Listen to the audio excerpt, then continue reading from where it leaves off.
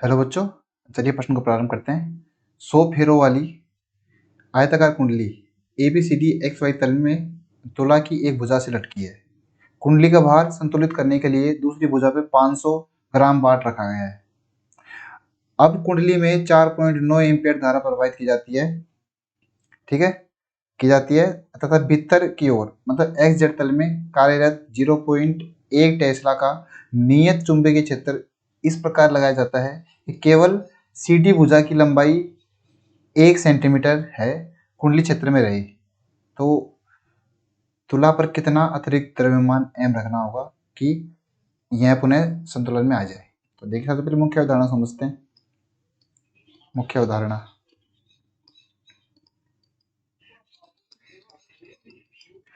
तो जैसा कि हम जानते हैं, जब भी कोई चुंबकीय क्षेत्र में, मान लो ये कोई चुंबकीय क्षेत्र है,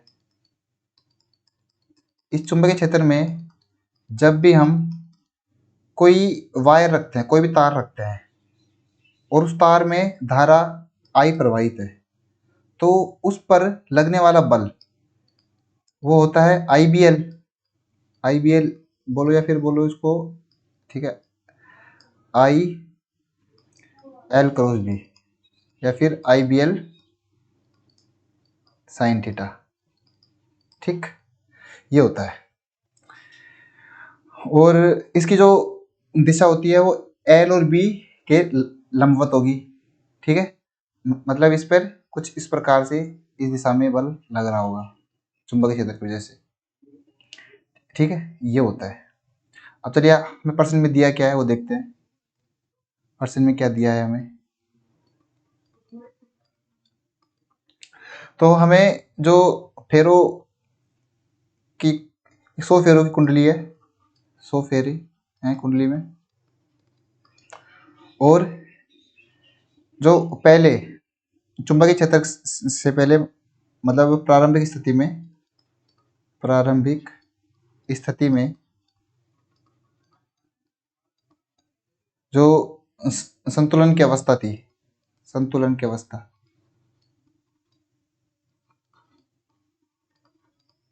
उसके लिए जो द्रव्यमान का मान था वो हमें रखना पड़ रहा था कितना, 500 ग्राम या फिर 0.5 किलोग्राम, ठीक।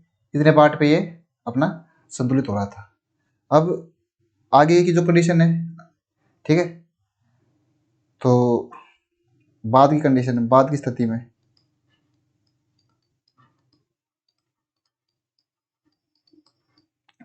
में जैसे हम देख पा रहे हैं, जब ये बल लगेगा तो इसको संतुलित करने के लिए हमें कुछ द्रव्यमान का मान यहाँ पे बढ़ाना पड़ेगा, क्योंकि यहाँ पे अब क्या है कि ये चुंबकीय क्षेत्र जब हमने प्रारंभ कर दिया उसके बाद में इस पे इसके द्रव्यमान के साथ में ये बल और एक लग रहा होगा, तो इस बल के लिए भी हमें कुछ यहाँ पे वो एक द्रव्यमान रखना पड़ेगा। तो मतलब एक पहले 500 ग्राम तो था ही, उसके साथ में हमें कुछ एक M द्रव्यमान और रख दिया इसमें, ठीक है, इसको बोल दो ये कैपिटल M है, ठीक है, ऐसा।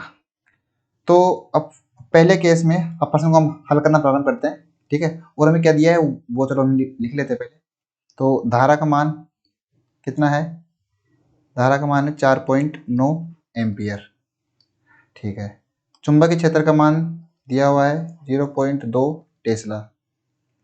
लंबाई जो तार है जिसमें धारा प्रवाहित हो रही है उसकी लंबाई दी हुई है हमें कितनी, 1 सेंटीमीटर या फिर 10⁻⁻2 मीटर, ठीक है। और हमें M का मान निकालना है। M क्या है, द्रव्यमान जो हम इस पे रख रहे हैं संतुलित करने के लिए। तो हमारे पास सिचुएशन कुछ ऐसी है, चलो प्रश्न को हल करते हैं। हमारे पास में कुछ सिचुएशन ऐसी है कि इस प्रकार से हमारे पास एक तुला है, ठीक है, यहाँ पे इस तुला के साथ में जुड़ी एक कुंडली जिसमें 100 फेरे हैं, और इस कुंडली में ये तार है, इस तार की लंबाई 1 सेंटीमीटर है, और ये रखा है किसमें, एक चुंबकीय क्षेत्र में जिसका मान 0.4 टेस्ला है ना, इसका मान 0.2 टेस्ला है। तो इस पर बल लग रहा होगा नीचे की तरफ, तो यहाँ पे बल जो होगा एक तो चुंबकीय क्षेत्र की वजह से बल होगा, और इसका जो भार है उसकी वजह से एक बल लग रहा होगा। ठीक है, यहाँ पे ये होती है किलकित, मतलब ये L/2 है, या फिर मान लो ये इसकी जो लंबाई है, आर्म की लंबाई, ये कैपिटल है, तो ये L/2 हो जाएगा और ये L/2 हो जाएगा।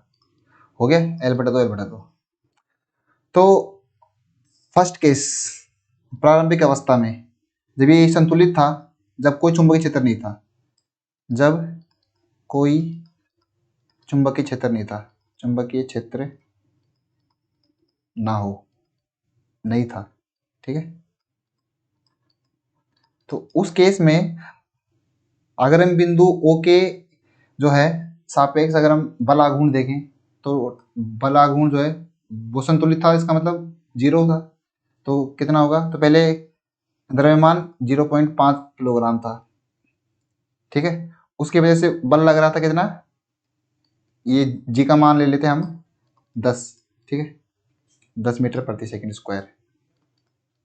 तो 10 ये तो बल गुणा इससे, इस बिंदु से इसकी दूरी L/2। ठीक, ये संतुलित था पूर्णतः किससे, ये केवल इस द्रव्यमान से। ठीक है, इसका मतलब जो ये कुंडली का जो द्रव्यमान है उसकी वजह से इसका जो भार होगा, ये भार है मान लो W इंटू L/2, क्योंकि बिंदु O से इसकी दूरी भी L/2 ही है। ठीक है, तो ये कट जाएगा, तो W का मान आ जाएगा 0.5 गुणा 10 या फिर 5। ठीक, अब केस 2 लेते हैं, जब हम चुंबकीय क्षेत्र हो, उस केस में भी हमें संतुलन के लिए क्या करना पड़ेगा, एक द्रव्यमान O यहाँ पे ऐड करना पड़ेगा। पहले तो एक द्रव्यमान था ही 0.5 किलोग्राम, तो अब एक m द्रव्यमान और इस पर रखना पड़ेगा। तो संतुलन की अवस्था में भी टाउ जो है वो 0 ही होना चाहिए। तो इधर जो बाईं तरफ जो कुल बल है वो कितना होगा, एक तो 0.5 किलोग्राम की वजह से बल होगा G इंटू L/2, ये बल आघूर्ण हो जाएगा, प्लस एक m गुणा 10 गुणा L/2, एक m द्रव्यमान की वजह से होगा। ये संतुलन कर रहा होगा किसको, एक ये W इंटू L/2 प्लस एक ये FB का मान कितना होगा, अब FB का मान इंटू L/2, तो ये L/2 तो सारे कट जाएंगे आपस में। ठीक, अब ये FB का मान कितना होगा, देखो FB का मान निकालते हैं,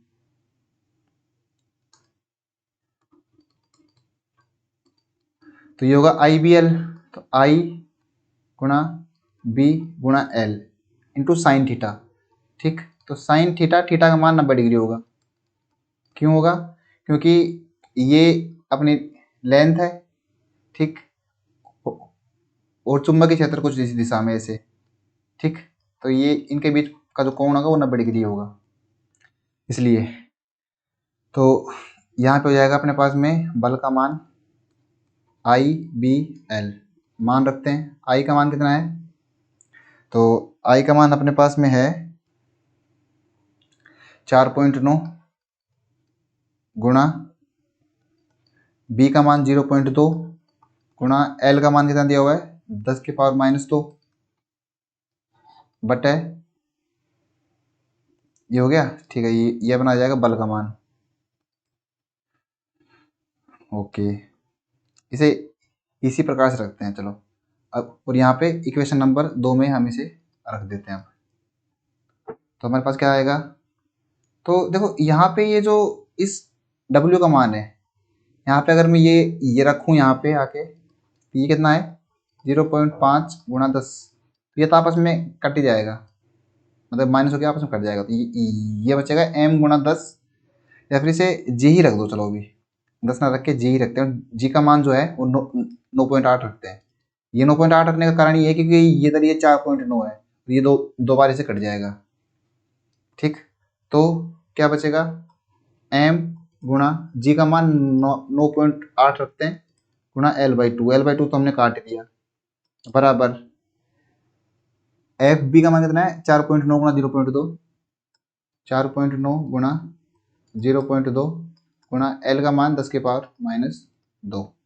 तो यहाँ से एम का मान मेरे पास निकल के आएगा 4.9 गुणा 0.2 गुणा 10 के पावर -2 बटे 9.8।